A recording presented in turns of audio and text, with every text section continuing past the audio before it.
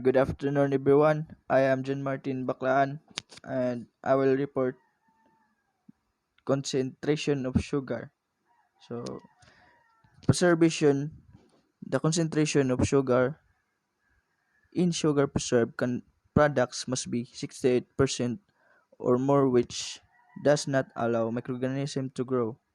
Sugar prevents spoilage of jams, jellies, and preserves even after container is open.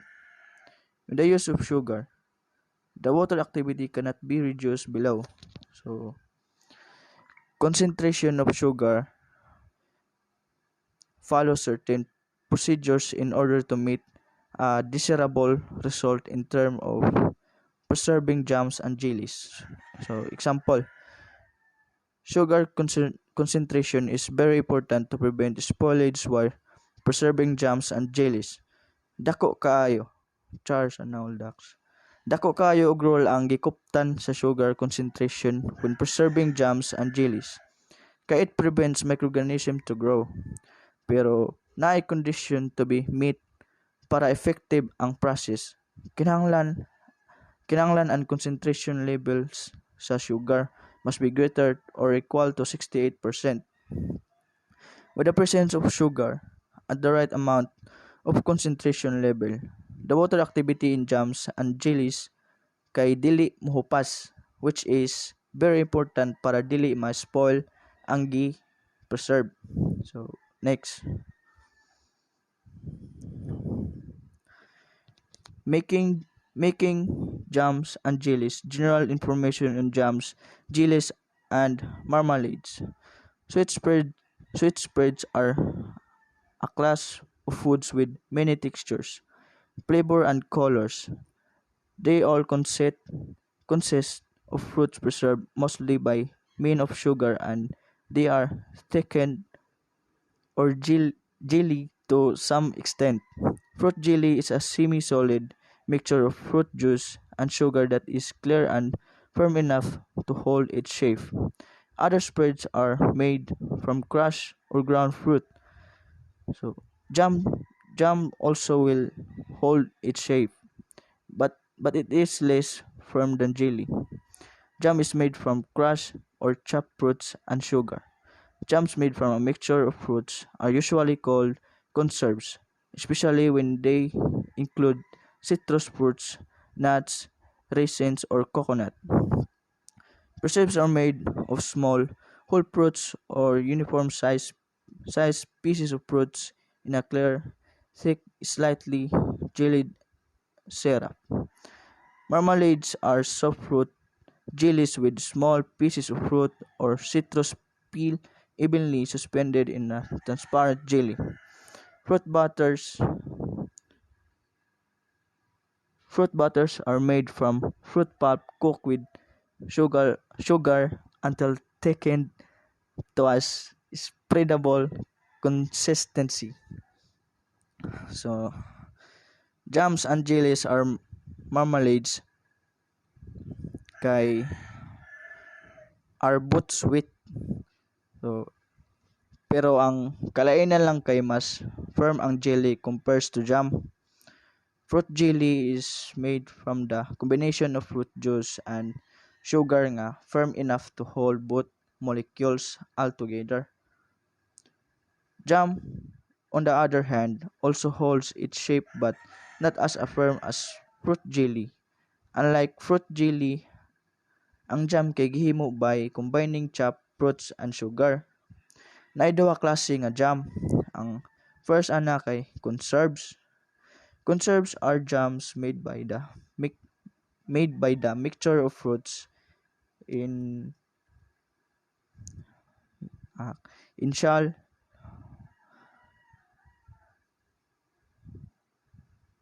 Dasa no. By mixture of fruits in all shape and sizes. Ang ikaduha kay preserves preserves are jams that are made of small and uniform sized pieces of fruits, usually in a clear, thick, and jellied syrup. Marmalade is somewhat like jelly pero dili siya himuon using pieces of fruit or citrus peel nga makita nimo mismo sulod sa transparent nga jelly. Ang lasa na kay fruit butters. It is made from fruit pulp nga gi-cook together sa sugar hangtod nga mo thickened ug mo spread. So mao to siya.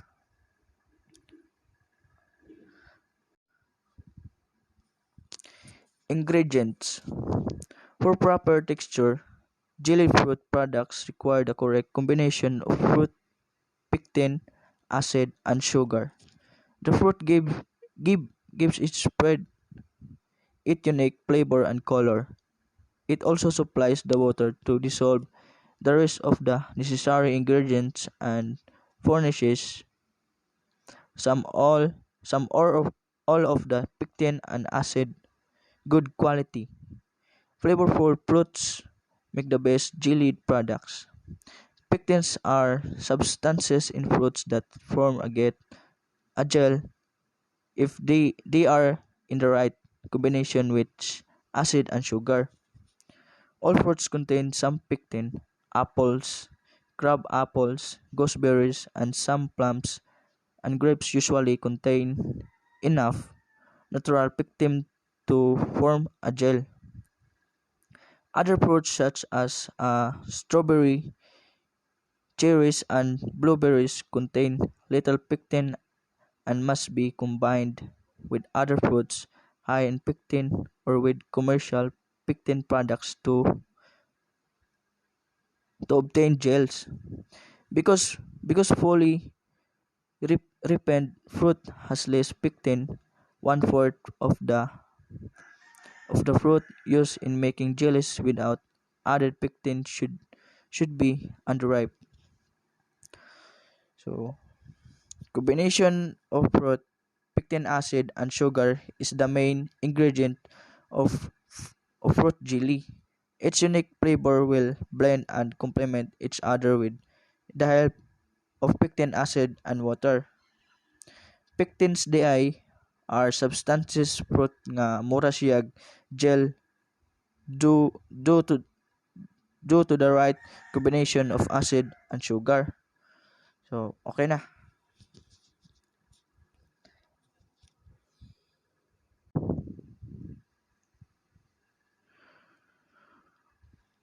Good afternoon, guys. I will be reporting today jams and jellies with reduced sugar. Um, Jellies and jams that contain modified pectin, gelatin, or gums may be made with non-caloric sweeteners. Jams with less sugar than usual also may be made with concentrated fruit pulp, which contains less liquid and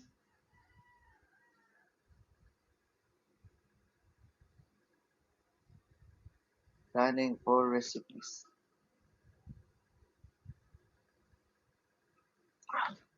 And the two types of modified pectin are available for home use. One deals with one third less sugar. The other is a low toxic pectin which requires a source of calcium for children to prevent spoilage. Grams of this product must be processed longer in a boiling water panel. Recipes and processing times. Proportion. The processing times provided with each modified pectin product must be followed carefully. The proportions of acids and fruits should not be altered, as spoilage may result. Sugar substitutes. Such products for at room temperature must be refrigerated and should be eaten within 1 month. Ang mao din siya nga ano uh, ah,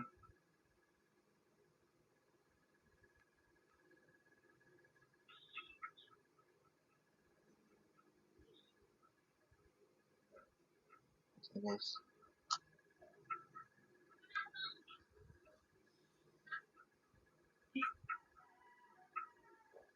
Hmm.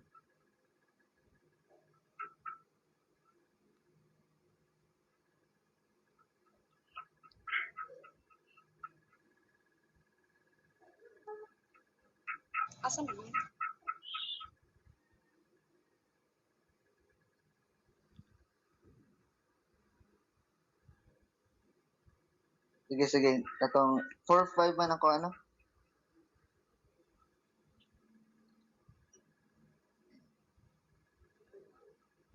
Next dot eh.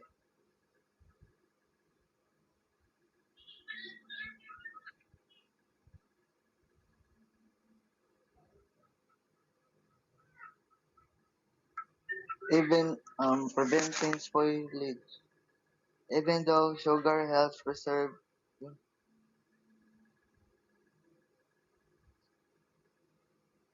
5 na din siya. Katong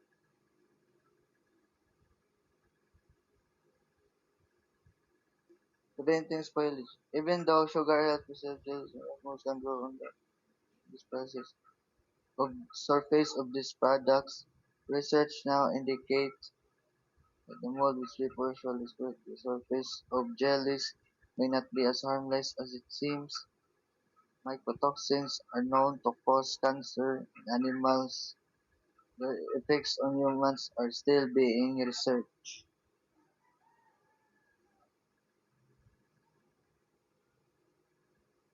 Because of possible mold contamination, paraffin or wax seals are no longer recommended for any sweet spread, including jellies to prevent growth of molds and loss of good flavor or color. Fill products out into sterile mason jars, leaving one 1/4 inch headspace. Seal with self seal with self-sealing lids and process 5 minutes in boiling water to correct process time at higher elevations by adding 1 additional minute per 1,000 feet above sea level. If ancillary jars are used, the filled jars should be processed 10 minutes. Use of sealed jars is preferred, especially when fruits are low in pectin, since the added 5-minute process time may cause leakage to sterilize empty jars.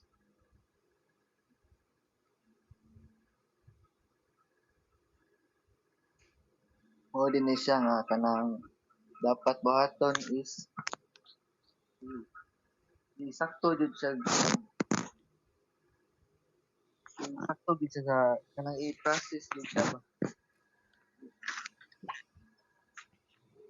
Lagi jud siya process such in such as this boiling boiled properly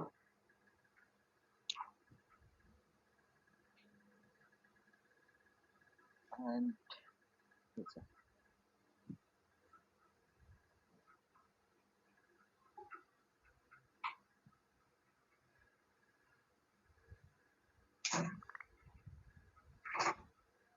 mao to guys. The importance of sugar concentration in food preservation. With sugar helps preserve the color, texture, and flavor of the food. Ang sugar kay makatabang pag-preserve sa color, texture, pampalamig pagkaon. Ang kanang asukal sa mga jam o jellies makatabang pud na siya sa mga gel nga maporma ug makakuan sa na siya makapadugang sa lami sa pagkaon. Kung daghag asukal lang gigamit sa usa ka recipe mo preserve na siya og pagpugong sa microbial pero dapat ang recipe kay kinahanglan dili usbon. Next ati manang examples of sugar preservation. Ang pamaagi daw sa paggamit og asukal kay ipauga na siya, iputos siya sa puro gini asukal niya ang kasagaran nga gamiton ang mostly nga gamiton nga prutas kay sa pagpahimo sa kuan sa asukar kay parehas na ng cherry, luya ug kanang citrus. Nya usa pa sad ang pagkaon kay stored i-store na siya sa usa ka sugar syrup or lutoon hantod mahimo na siyang kuan crystallize. Mahimo na siya siyang sugar.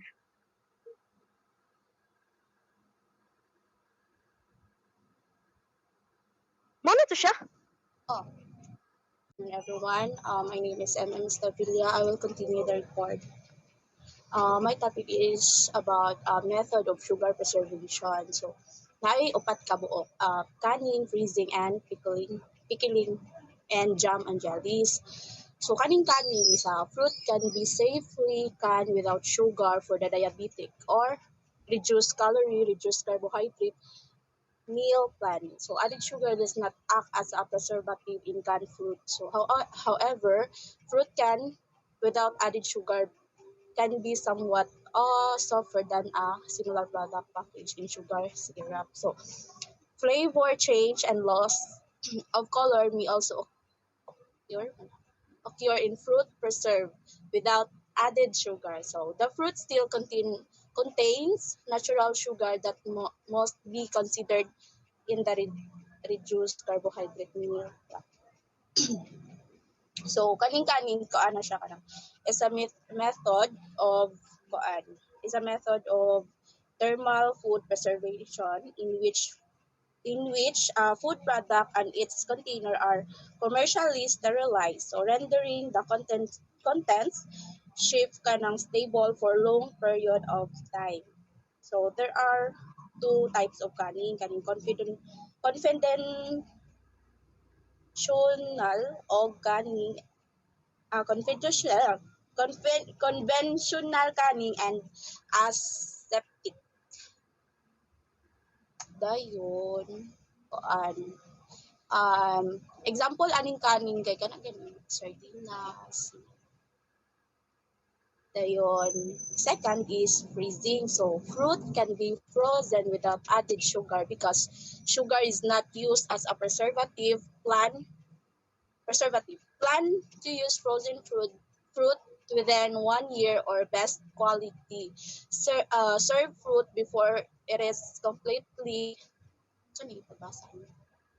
Eh. So pagbasa guys. Toad. Ha? Toad. Okay. Toad to maintain a firmer texture. So this is especially important as a fruit frozen without added sugar may have softer texture. So kaning freezing kay freezing preserve food for extended period para madugay ang food. So kinahanglan siya i-freeze. Dayon third is pickling. So it is possible to pickle some foods without adding sugar. However, a heat-stable sweetener such as sucralose must be used. Remember the naturally occurring carbohydrates, starch, and sugar still must be counted in reduced carbohydrate. Kuan ni siya pickle kanang kanang mga gulay kay still consists mainly of the vitamins and antioxidants so found in their raw form. So additionally, the vinegar used in the pickle can reduce your insulin level and improve digestion. Next na.